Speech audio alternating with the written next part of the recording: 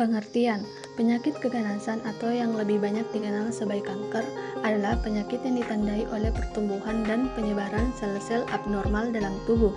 Jenis penyakit keganasan tergantung jenis sel tubuh yang berubah menjadi tidak normal. Adapun penyebab terjadinya kanker muncul adalah transformasi mutasi genetik pada sel sehingga sel tersebut tumbuh tidak normal. Faktor yang menyebabkan risiko terjadinya kanker yang paling umum dibagi menjadi dua bagian, yaitu faktor internal dan eksternal.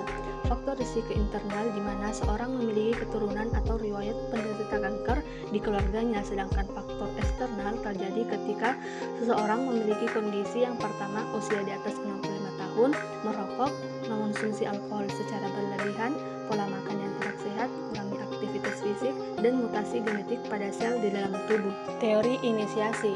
Teori inisiasi menyatakan bahwa langkah pertama karsinogenesis adalah mutasi menetap dari DNA sel selama transkripsi DNA. Agar kanker dapat terbentuk dari kejadian awal atau mutasi menetap ini, maka harus ada interaksi yang berlangsung lama bagi sel tersebut dengan berbagai zat promotor. Zat-zat promotor adalah zat yang merangsang reproduksi dan pembelahan sel. Jadi banyak penyebabnya inisiasi adanya berbagai promotor, faktor keturunan, umur, dan lingkungan, semua itu berperan dalam bentuk kanker.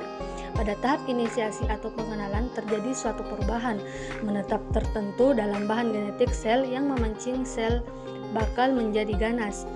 Perubahan dalam genetik sel ini disebabkan oleh suatu gen yang disebut karsinogen yang bisa berupa bahan kimia, virus, radiasi, atau sinar ultraviolet matahari. Namun, tidak semua sel memiliki kepekaan yang sama terhadap suatu karsinogen. Promotor keganasan. Tahap ini merupakan perkembangan awal sel yang terinisiasi membentuk kolon melalui pembelahan dan berinteraksi melalui komunikasi antar sel yang tidak normal dan masih bisa dihentikan dan tidak bisa balik normal.